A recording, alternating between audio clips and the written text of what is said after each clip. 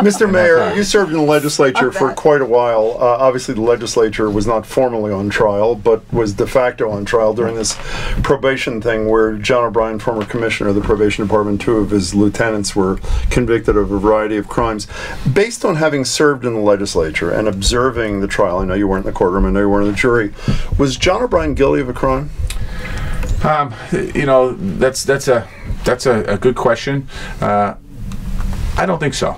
You know, being in the legislature for so long, one of the things that I was responsible for, not responsible for, but expected of by a lot of people was writing letters of recommendation and trying to help people with employment, just like I try to help on anything.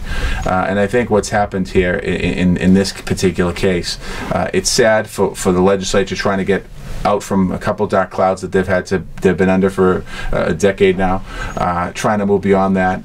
Jack O'Brien was the head of probation. His office, clearly the 2 people that were with him convicted. It was a sad day. I thought it was a sad day for Massachusetts. I thought it was a sad day for the legislature. I thought it was a sad day for the court judiciary. You know, there was some testimony during the trial that, you know, certain judges wrote letters of recommendation and hired people based on, you know, people calling them. I think the system, you can't have a rigged system. You have to have, it has to be clearly above board because it's public money that's going into the system. But I think it was a sad day for Massachusetts, and you know, it changes the way. That's why people aren't staying in politics today. So what do you think? So what you're saying is you don't think that rigging the system, which he was found guilty of, rose to the level of being criminal. Well, yeah, and I didn't get all the facts of the case, so I think that's something that is something that I'm missing on this case. I mean, I didn't read all the testimony. Yeah. I didn't read all the transcripts, but I just think that, you know, he went to work every single day to do his job, and I think somehow the system got the better of him. One last thing on that. A former colleague of yours, Speaker of the House, was not named in the opening statement. He was called an unindicted co-conspirator in the middle of the case by the prosecution, never indicted, never given opportunity to testify. This is obviously Robert DeLeo.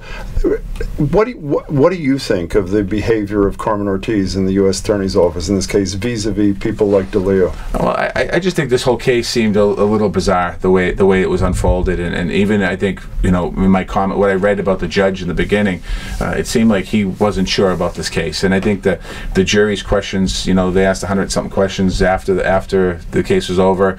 It just seemed like there was a lot of uncertainty around this case, and you know, I'm going to not comment on the United States Attorney's Office. They do some good work on some things.